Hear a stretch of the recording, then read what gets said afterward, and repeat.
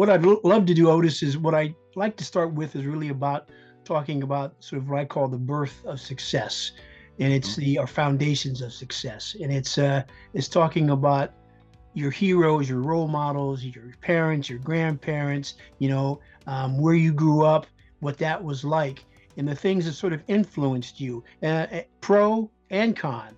Yeah, Could we go there? sure, be happy to. So I grew up in Jersey City, New Jersey, on Gifford Avenue in Jersey City, New Jersey, and had the pleasure of growing up in a community where, particularly early on, I think there was a lot of sense of community. To be frank, it was working class and poor, right? But a lot of us didn't realize that. And um, what year, if you don't mind me asking, Otis, what years are we talking about? oh, sure. This is in the 70s and 80s. Okay, right. Yeah.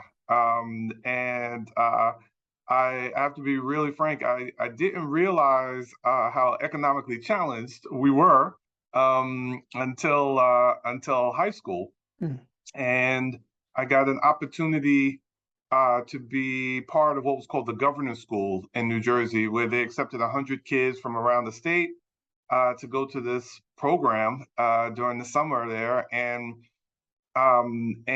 there were all these kids from all over the state of New Jersey. The majority the majority of them went to public schools. And Adam, their experience was a lot different from mine, right? And Okay, uh, in what regard? Sure. So they, at that time, Governor Florio, the late Governor Florio, was in office, and he was trying to change the funding for public schools because, as you know, it's very much dependent on property tax in different places. And so, if there low values, not high property tax, there's not a lot of money going to the schools, and if there a lot of money, obviously the schools are very well funded. And of course, that creates a hell of a lot of inequity around the country, not just in our urban areas or rural areas, et cetera. And so we had a debate during the summer program, and some of the kids were saying, well, we won't be able to heat the walkways between our different buildings anymore, and our computer lab won't be able to be open 24/7. And and I'm like, well, wait, what? We had one computer at Lincoln High School. We had one building. There weren't multiple buildings. There was not a campus, so to speak. And and I'm looking, I'm like, hold on, you go to a public school, and I go to a public school. There seems to be some disconnect Yeah. between how you're being prepared for the future and how you're being invested in and how I'm being invested in.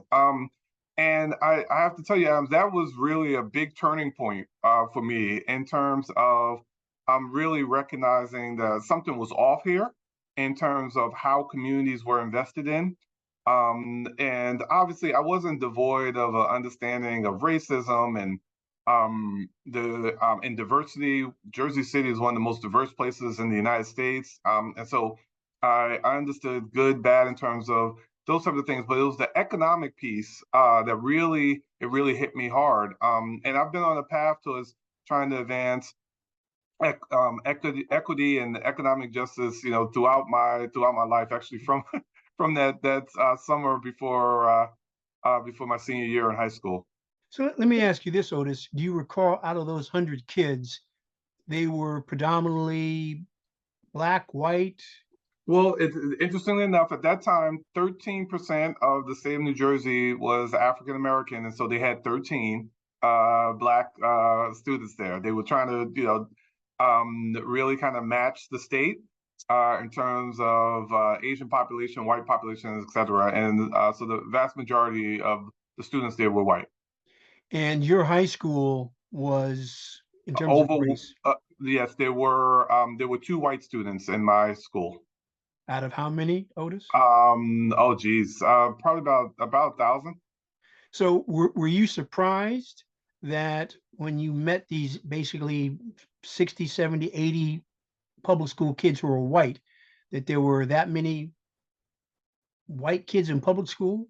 No, no, no, no. I knew, yeah, again, because Jersey City is so diverse, because the state of New Jersey is diverse, I knew that there were white communities, black communities, there were mixed communities, there were segregated communities. I was aware of that. What I think I was really unaware of was the economic difference, right? And the level or of investment or disinvestment. And it again, the scales fell from my eyes that summer. And it made me read more. It made me investigate more. It made me advocate for more, because it obvious for obvious reasons, it just did not seem fair that tax dollars should be supporting all of the future of the state of New Jersey, of our country, right? And as a young person and a person of color, and in Jersey City, I just felt like something was off. So you talked about you didn't realize that you were sort of economically disadvantaged until that particular point. Other than the schools, in terms of personal things that you garnered from these kids, I mean, what sort of jumped out at you, Otis, that they were getting that you weren't? Well, the way that they talked about their communities and what was available to them, I grew up in an apartment, and um, they talked about the vacations that they had gone on, and I had not experienced vacations, right? And the places that they had visited up until that point, I had not left the country. Um, and it was hearing about their teachers and the things that they were learning, the things that they had been exposed to, how many of them, particularly at this point, they were 16 years old and they were talking about their cars, right? That was, I didn't have a car. I'd been working since I was 13 at a supermarket called Pathmark that no longer exists in the Northeast, but I was a non-foods clerk at 13 because I needed money for to buy clothes and to do things.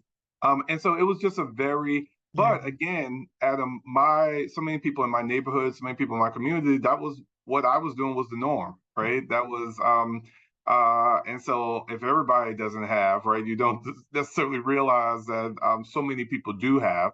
And so those were some of the other things that I learned in having those conversations and talking about their day-to-day activities and their stresses versus my stresses, right? So when they talked about, yeah, it was trying to figure out X, Y, and Z, those things I want to do to soup up my car, and I'm talking about how I'm taking public transportation to and from work, from the supermarket, or even just the realities, particularly in the 80s, as the neighborhood started changing, as there was more and more drug abuse and violence in the neighborhood. It because of crack epidemic and other things on that was really struggling and attacking some of our communities, but particularly on Gifford Ave, it was that was not their reality. Yeah. Right. They didn't know how to navigate those things. They didn't have to navigate those things. And so that was something else that I learned. So I'm curious, Otis, then, and how long were you with this group over the summer? It was I think 4 weeks. Okay. So once you began to hear these different lifestyles, um, I'm curious, did you go home and say, Mom, Dad, I thought things were pretty good here. I mean, things are good here, but there's a whole nother world out there that I haven't been exposed to. Did you talk to them about that, and how did they sort of deal with that, Otis? Oh, Came back. okay, I lost you there for a second. Go ahead. I was like, yeah, no, I came back a little bit angry, right? And I had a lot of conversations actually with a lot of my friends and peers, classmates, to talk about what was going on there and what I saw. And there was some surprise. There were others who were just like, "Yep, that's the real world," type of thing. Um, that was a challenge. I think also I had a chance in high school to be part of something that was called pre-cap, which was a pre-college academic program. Because sadly, Lincoln High School had a lot of challenges, and St. Peter's University, then St. Peter's College in Jersey City, had a program for special at-risk kids, which basically meant we were economically challenged, and we were going to a school that, unfortunately, at that time was considered one of the worst public high schools in the state. Wow. And so they set up a program, and it was pre-college academic program, and it was awesome, Adam, in that they gave us additional math and reading and SAT prep, all those extra things that were really helpful, right? But many of those kids who I met didn't need those extra things because they were already being provided in their schools. But beyond that, Adam, they also exposed us to Jersey City is that close to Manhattan, right? It's the other side of the Holland Tunnel. But because of where we were economically, didn't have access to many of the resources there. And pre-cap took us to plays and to operas and to I remember still to this day going to see the Alvin Ailey for the first time. And a friend of mine looks over at me and she says, "Are you okay?" And I was like, "What?" She said, "You're crying." Right? Adam, I didn't realize it was the most beautiful thing I'd ever seen in my life, right? And all these things would not have happened without pre-cap. But the reality is pre-cap should not have been necessary, right? Because those other those other friends and colleagues and individuals that I met at governor's school, they were getting those things through their public education already, through their schools. And unfortunately, that wasn't my reality. So I'm going to press you here for a second because you mentioned you were angry and you talked about your peers, but you didn't mention about your parents or your surrounding support group. Once you got up the nerve or whatever it might be after you got over being angry, did you ask your parents sort of about that reality? Well, it's funny. Yes. So yes, I talked to my mom about it, right? And my mom, she worked very hard, and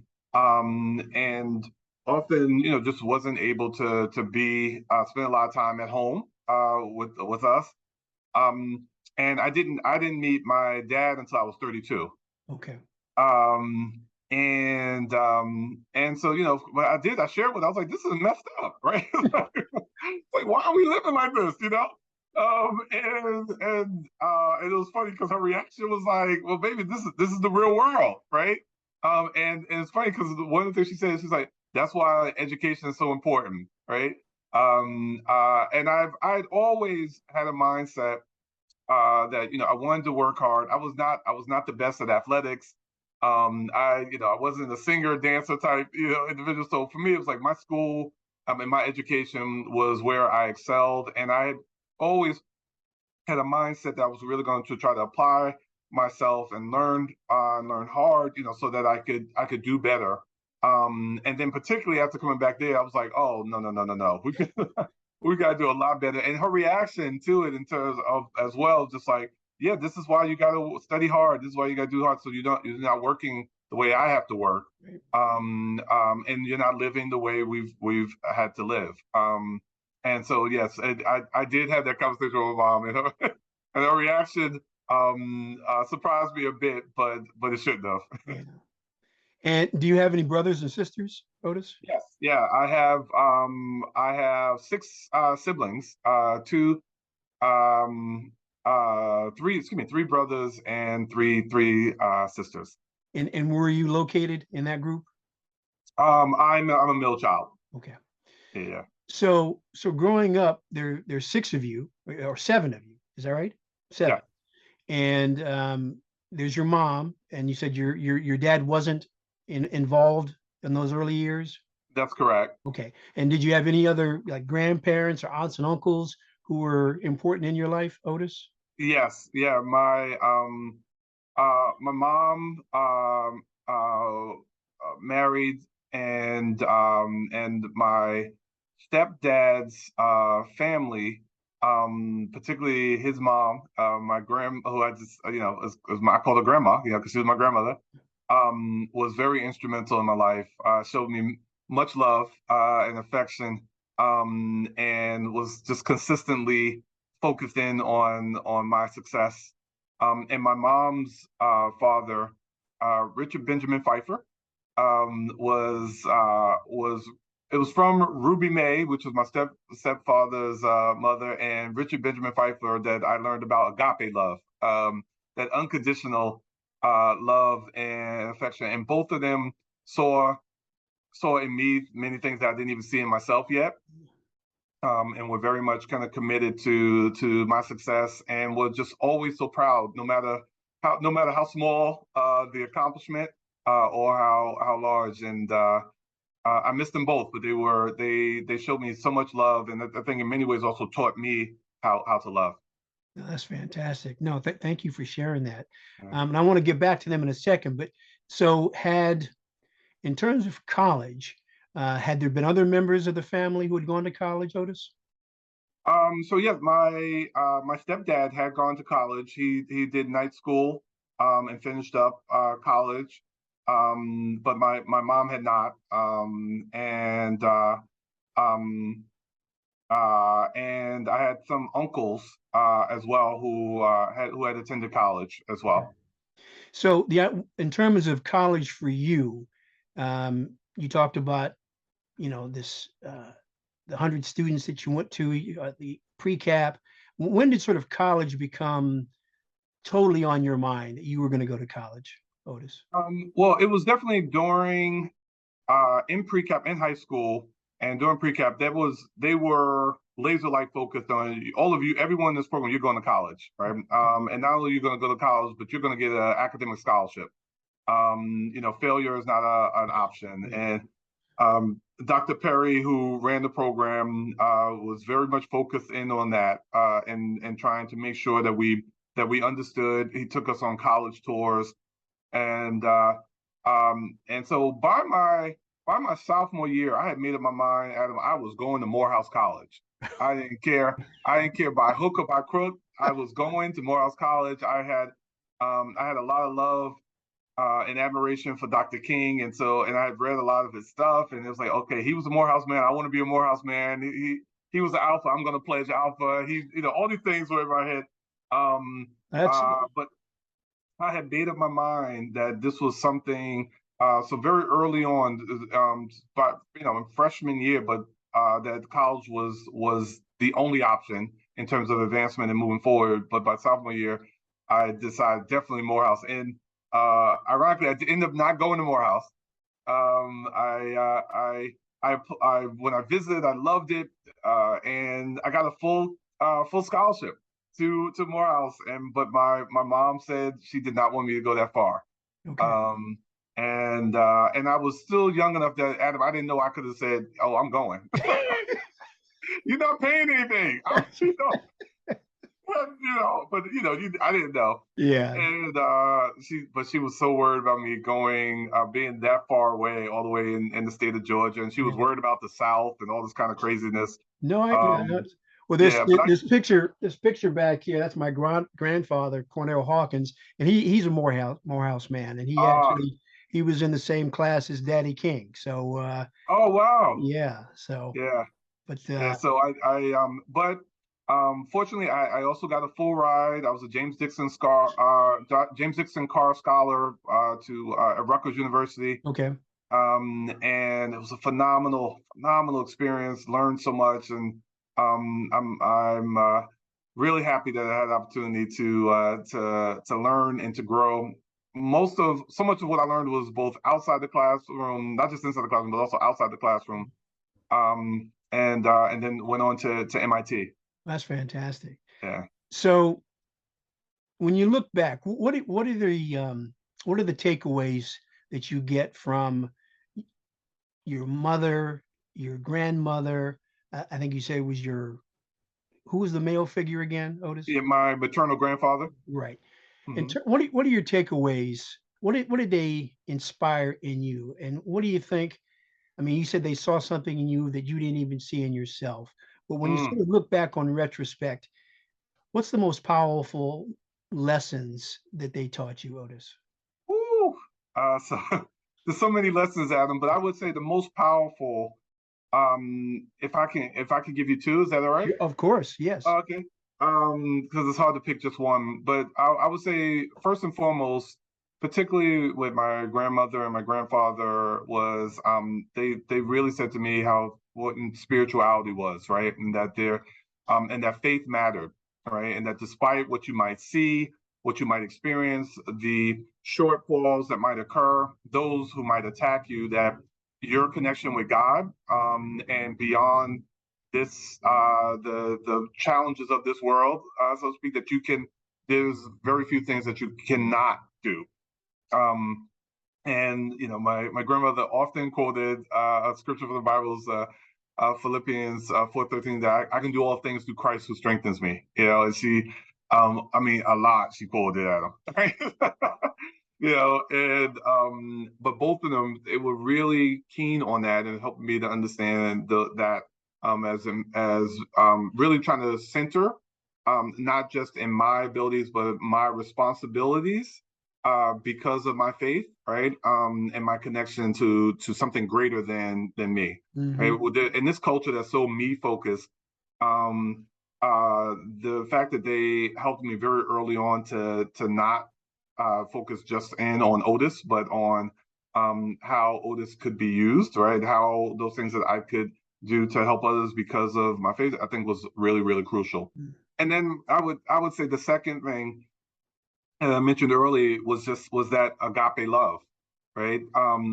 Both of them showed through their actions, through their words, through how they interacted, not just with me, but with others, about unconditional love. And in a climate, in a time and space when I think there's so much political drama, there's so much people are kind of stuck in their partisan views, and people I think can cancel folk and not forgive folk, and they were not about that. It was like they showed me so much love, and that even when I messed up, it was about fail fast, learn fast, fix fast, right? Don't wallow in your mistake, learn from it, move on. All great entrepreneurs will tell you that, right? Some of their greatest lessons that they've learned wasn't from their successes, but from their failures and how they pivoted. And I think both of them really, really helped me to have a firm understanding of fail fast, learn fast, fix fast, and that evidenced itself in how they showed love and how they taught me to receive love. Yeah, no, that's fantastic, isn't it? And I think it's Yes. interesting because we talk about what is wealth, right? Mm, What is having richness, right? I mean, you're talking about having the ultimate wealth, that's right. you know, That is so true. and you can't, obviously having money is very nice, but money can come and go. But having that foundation, having people believe in you like that, that's All right. extraordinary, isn't it? It really, really is. Yeah. Wow.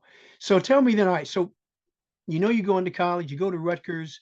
What is Otis thinking about? What does he want to be when you first go to Rutgers? What are you thinking?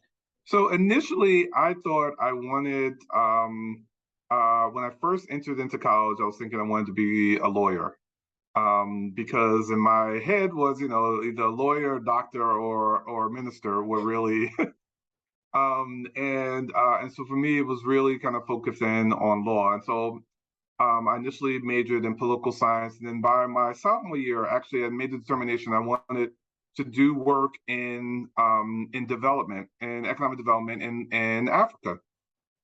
And so I double majored in political science and African studies, and was studying Kiswahili, and was really trying to understand international kind of public policy. Was really excited about that, and got accepted into the PPIA, Public Policy and International Affairs. I was a Public Policies and International Affairs fellow in my junior year, and went on to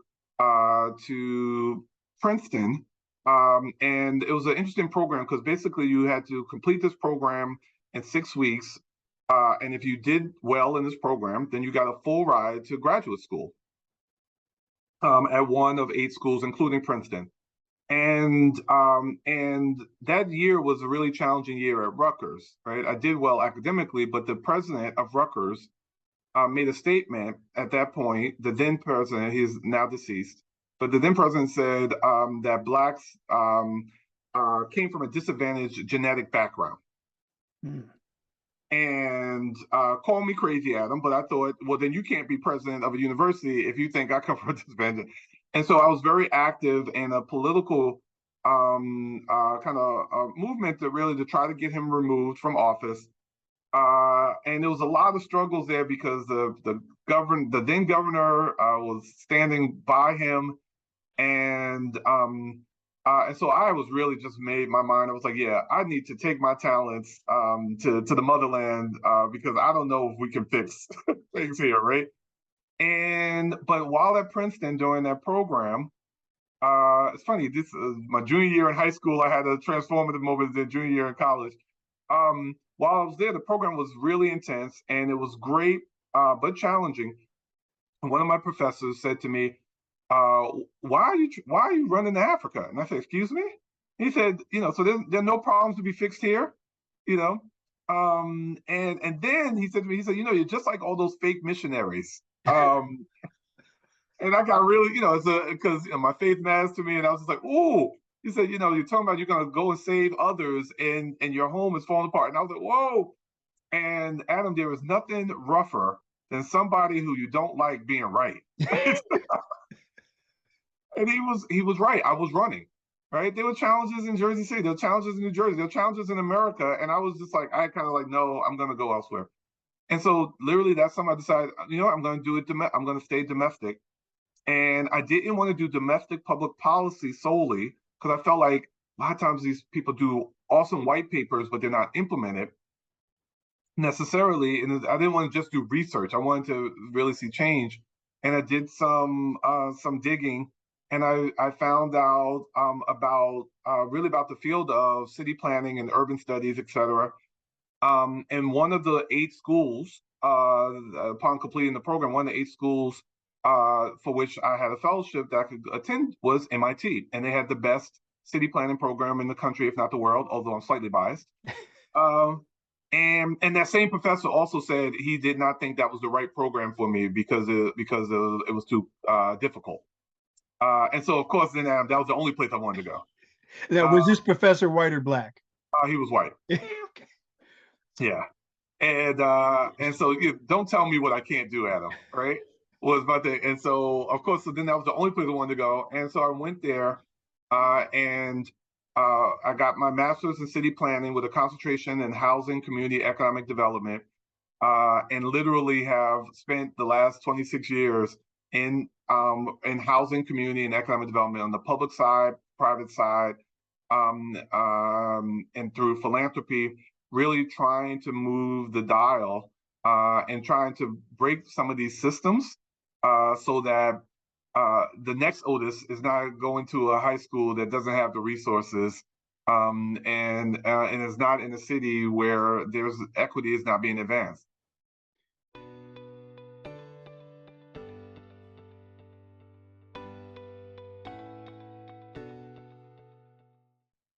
You're unpacking a lot of stuff, which I want to talk about, and we only have another half hour, so I'm going to ask you at some point, can I talk to you again? Because there's a lot to talk about. But I want to talk about city planning. So, yes. Right, why is that important, and how does that really work? Sure. So, first of all, I love the question because I remember my mom saying, "Well, baby, what's city planning? Like, what does that mean?" And I said, "Ma, do you know how you're traveling on roads?" Right? She said, "Yes." I said, "You know how I went to public schools?" She said, "Yeah." I said, "Well, there are a bunch of different systems in cities, and they don't just happen organically, right? That there are individuals who go about really helping design the same way you have an architect that will design a building or a structure. There are city planners and civil engineers that will literally design cities and how they're going to work, where you're going to build housing, where you're going to build the schools, how you're going to provide the resources to the various neighborhoods, how you invest those resources. That's all connected in and around city planning. And so then she's smiling ear to ear. She's like, "Okay, yeah, that's the right, feel for you," because it was particularly from that junior year in high school, I've always been challenged with, well, why did this resource go here? Why was that designed that way? And the ability, when I saw, as I started doing some of the research and seeing how whether it be redlining that restricted where and how African Americans could purchase homes and live. When you look at just how neighborhoods developed or were underdeveloped and underinvested in, these were public policy decisions, right? That were made at a government level, reinforced by the private sector, obviously. That I thought it was crucial that if we're talking about deconstructing those systems that were hurting and failing to invest in our people, that we need to understand, that I need to understand those systems, and understand that there will need to be some new tools, because sometimes it's difficult to take the tools that created the problems to rectify them, but that just as there were intentional investments and intentional public policy that went to creating the inequity, there needed to be as intentional public policies and investments to create equity, to create economic justice, right, and to build wealth and to try to really reduce the racial wealth gap. And so that's why, for me, city planning just is an exciting field of study, but it's also a way by which I can have impact, right, in terms of understanding, particularly in those areas of housing, community development, and economic development, where public dollars and private dollars can go to uplift as opposed to tear down or hold down any parts of the community, including, and particularly with my bias, because I'm an African American male who grew up in and experienced the negative, trying to flip that in terms of the positive. Right. So when you have highways and railroads that are designated to go through historically Black communities, and those communities are destroyed, right? I guess, what is it, through eminent domain? That That's correct. we're going to build a whatever it might be. That's obviously planned. Someone planned that. That's exactly right. Right. Yep. And when it was so funny, because when I explained that to my mom, she was like, "Oh, you don't you experience it, right? And you understand it, and you see it, but you don't realize, wait, somebody actually really made a plan and said, well, that Black community doesn't matter, right? And so it's as important, just as we talk often about, it's so crucial to have Black bankers and Black elected officials and Black police officers, right? Because you want that experience, that life experience, to help to inform some of the decisions that are going to be made related to law enforcement, right, or government, et cetera. And it's in the same way, if you don't have any African Americans at the table making decisions on how a city, a town, a county should be planned, should be developed, and where those investments can and should go, often, whether intentionally or unintentionally, unconscious bias or real bias, those investments don't come. Those plans don't get built. And it's important to not just have a seat at the table, but sometimes to be able to construct your own table and have the knowledge and skill sets to do some of those things. And that's why that was my pathway in. Others have chosen finance, some have chosen law, all important, right? But for me, it was around public policy, economic policy, community development, and how I could play a role in trying to move dollars towards investing in my community. Interesting. Let me ask you this, Otis, and I'm not sure, you tell me whether this is really related or not, but like so many, my grandparents, they moved from the South, from Georgia, they moved to Pittsburgh, then to Cleveland. And even though Cleveland wasn't segregated, it was segregated. Right, so right. Black doctors, Black lawyers, Black dentists, Black communities, thriving middle class communities. My grandfather was a social worker. He was the head of the YMCA, thriving community. And Blacks were dealing with other Blacks on professional levels, right? Integration happens and that dissipates. Yeah. And I'm curious your opinion on whether, now, city planning, I'm not sure, you tell me whether that fits there, but you had all these thriving Black communities in these northern cities. And then all of a sudden, again, this idea of integration comes into play, and there are no longer as many Black doctors or Black dentists or Black lawyers, and Blacks are seeing white lawyers and white dentists. Mm-hmm. Can you just talk about that for a second in terms of, does that any relation to city planning, Otis? Well, so no, I would say um, many of the healthy Black communities, due to whether legalized or informal segregation, um, that got destroyed or dissipated was because of city planning, right? You see, um, so yes, I hear what you're saying in terms of with integration. Now you didn't necessarily have to go to a doctor, and you had choices, right? Um, and we should all have those choices. You should be able to go to the best doctor, the best lawyer, best accountant, right?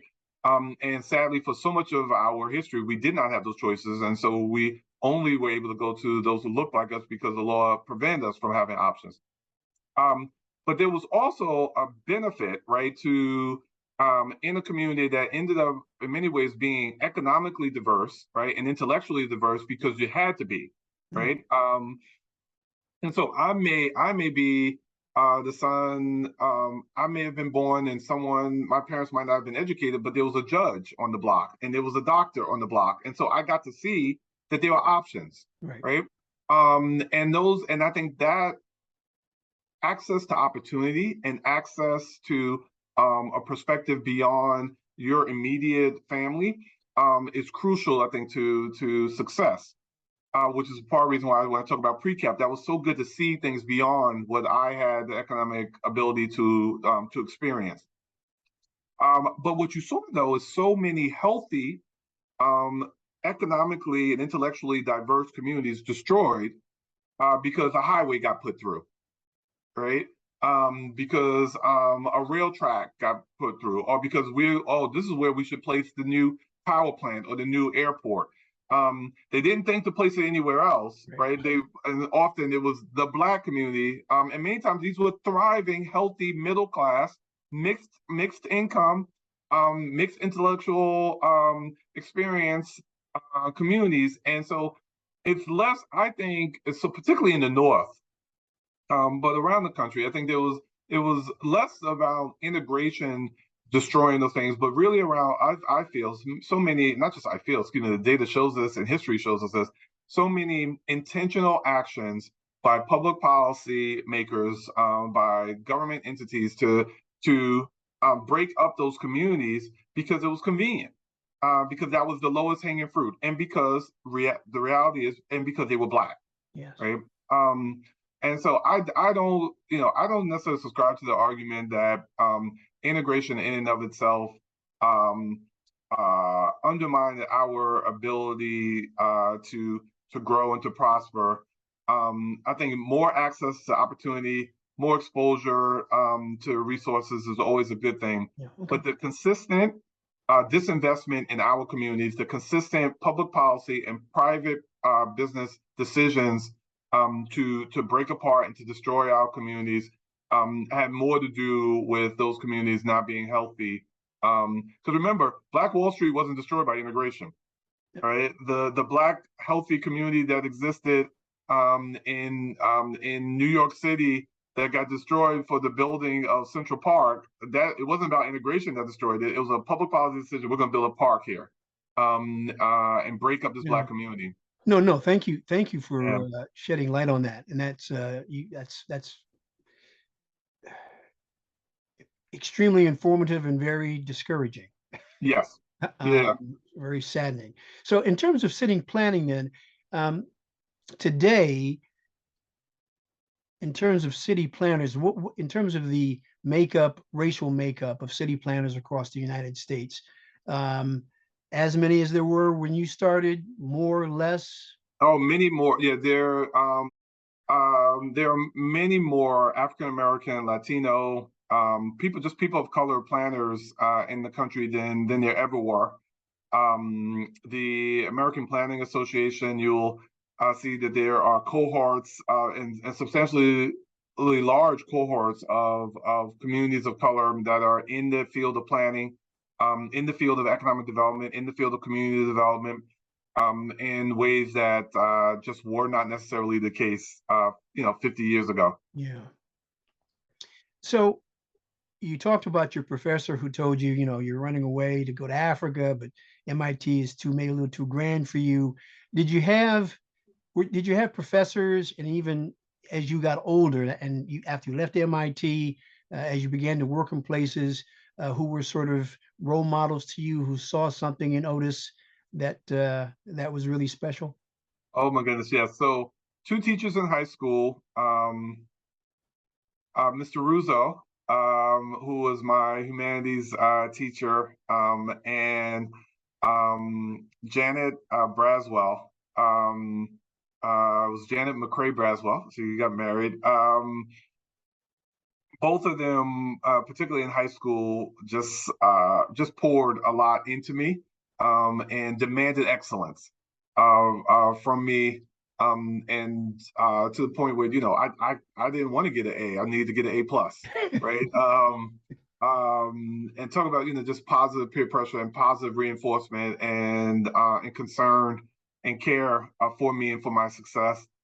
I would say also in college, Dr. Bethel was one of my African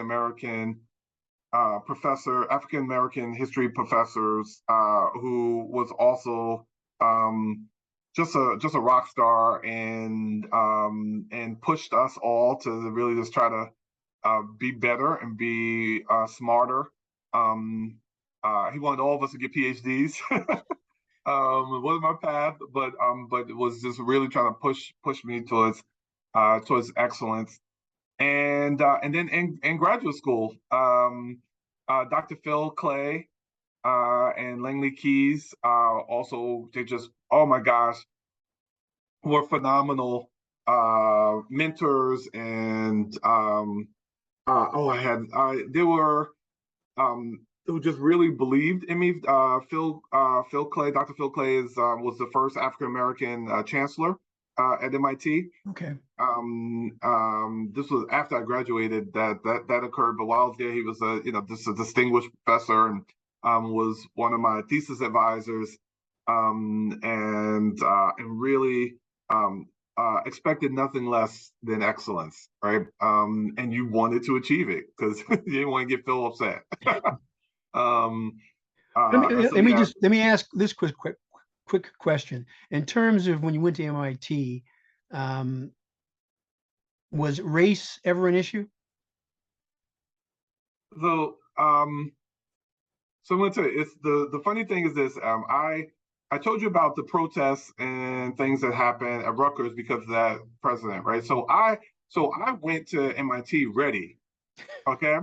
Because I was like, I'm going to fight, for my people. This is, I was just so armed and ready because I had to protest and got arrested for protesting at Rutgers and did all this stuff. And so I was ready to go. And at that time, I still had hair, I had locks, dreadlocks. You had locks, dreadlocks. I had locks, yeah. And so I was ready to go. And I remember maybe it was first couple of weeks, I'm at a meeting with some of the administrators at MIT. And I was like, yeah, there are not enough Black graduate students here. There are not enough Black professors here. We need to provide more financial resources for African American students. And I had my list. I was ready, right? And they were like, you're right. Excuse me? It's like, yeah, and we would love your help in helping to figure that out. Would you like to be on this committee and that committee? And what resources do you think we? And Adam, I was not. It was different from Rutgers, right? The fighting. And so yes, one of the things that I found fascinating at MIT was that they were conscious of the racial disparity and the amount of students and professors, and that work needed to be done, and they wanted to do the work. There was like this. What year was this? This was 96. 90. Okay. All right. Yeah, and they were open to doing the work. And they pushed, and it helped me to push them to do more, but it also helped just in terms of their willingness to explore what would be necessary for us to do a better job in terms of attracting more Black faculty, and what do we have to do to attract and retain more Black students. And there was an acceptance in this intellectual powerhouse. There was an acceptance of their ignorance around some of this and the openness to learn and to do better. Okay. That I was surprised. I mean, I didn't need to protest. You didn't need to protest because you're on the committees, right? Right. So, so when you look back now, 25 years later, have they held up their part in any of the agreement, Oh, Otis? yeah. So I would say, is any institution where we want them all to be? No, right? But I'm very proud of the progress that MIT has made, and I would also say, interestingly, I'm very proud of the progress Rutgers has made, right? Which also goes to the fact of how important you need activists and advocates, and that was the role that I played in many ways at Rutgers, right? And I think, but you also need policymakers and committee members, right, and administrators, which was in many ways the role that I ended up playing at MIT. All these are important, right, to creating sustained change, right, systems change. Rutgers now has its first African American president. The school, I think, just as you look at the programs that they have to retain, not just to attract, but to retain African American engineers and political scientists and other. I mean, I'm very proud of where they are now, and I'm very proud of where MIT is now, and particularly of the progress that both schools have made in a real and substantive way in terms of more and more students that look like me and have the opportunity to not just get in, but to really thrive and have a community, not just a community of learning, but a community of encouragement so that they can be successful.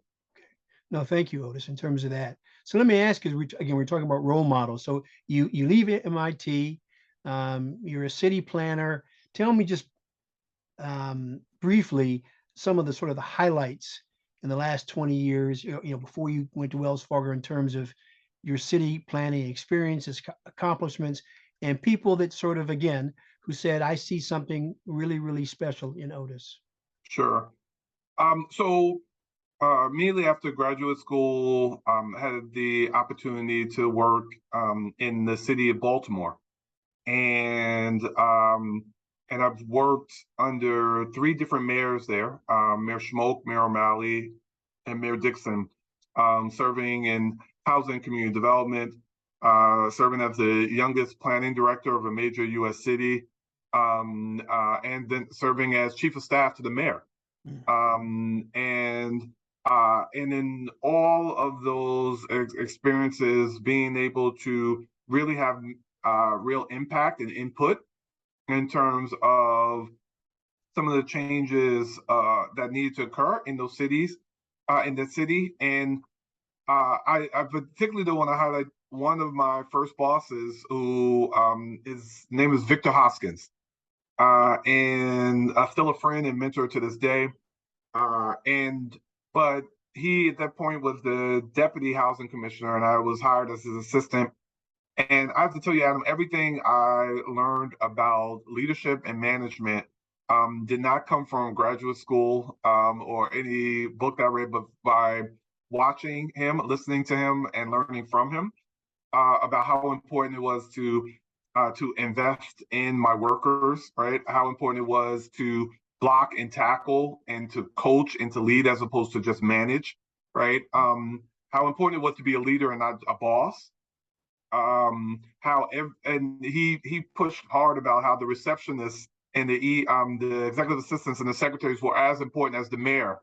And he was serious about that, right? And I learned that as well, just in terms of the private sector, public sector.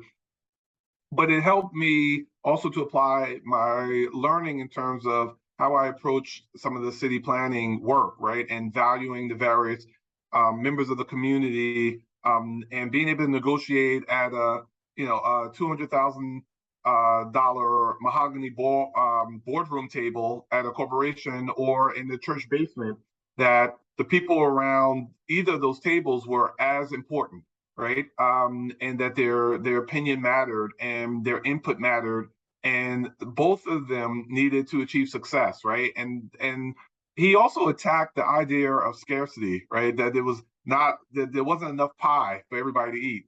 Hmm. Um, that I learned was just a lie, right? It was just like and that there was enough for everyone to eat, right? And to eat well, and that you can do good and do well. And so many of those lessons I've applied. We got the city's first citywide master plan to be done in over 200 years. And they said it can be done because there's over 200 neighborhoods in Baltimore, and that can be a challenge. But by listening and learning and applying some of what I heard from various communities towards a plan of action that meant how could we better invest. It was really instrumental in my understanding of what economic development, city planning, community development, all that meant, and has shaped how I approach philanthropy now at Wells Fargo. What's interesting, so can I assume because of MIT, you could have gone anywhere? What drew you to Baltimore? And obviously you stayed there for at least three administrations, so at least what, Right. 12 years. So what, yeah, Yeah. what drew you to Baltimore, Otis? Being 100% transparent, Adam, my intention was to be in Baltimore just for 2 years. I had a job offer right out of grad school to actually go work at an economic development agency back in Jersey City. But I was chasing a love interest that was in Baltimore, and and they were there for just had to do 2 years of coursework. They were getting their PhD, and so I was just going to be there for 2 years. That love interest didn't work out, but I fell in love hard with Baltimore, and so I those first two I fell completely in love with because of the realities, the assets, the community, the people of Baltimore. Just had a lot of love for it, and so that's why I ended up in Baltimore But initially. yeah. Well, also, I would assume that Baltimore was also, you talk about the effect of city planning on Black communities. I would assume Baltimore is right up there at the top of these very destructive policies. That's correct. Wow. Yeah, really, and many the birthplace of redlining. Okay. You know, there's what we call the highway to nowhere that really just cut through a historic African American community. There was just so much there, just in terms of some of the negative effects of poor city planning, and yet also some of positive effects of appropriate city planning, right? In terms of the development of the inner harbor and how that helped to build up the economic viability of the city and just so that yeah, so it for somebody who's an urbanist and who loves city planning, it was a great place to learn and to grow and to hone the craft. Yeah. No, no, thank you, Otis. I've kept you for an hour and I haven't even gotten to Wells Fargo philanthropy, its importance, and financial literacy. Could we talk again sometime soon? Adam, I would love to do so. There's a lot of great things that we're doing at Wells Fargo, particularly in the area of financial health and financial literacy. But I would love an opportunity to come back and talk with you again.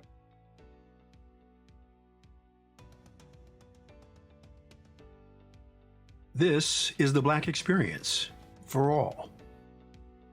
If you like what you hear at the Black Experience, please consider clicking on the join button to support our nonprofit. I'm Adam P. Kennedy. Thank you for joining us.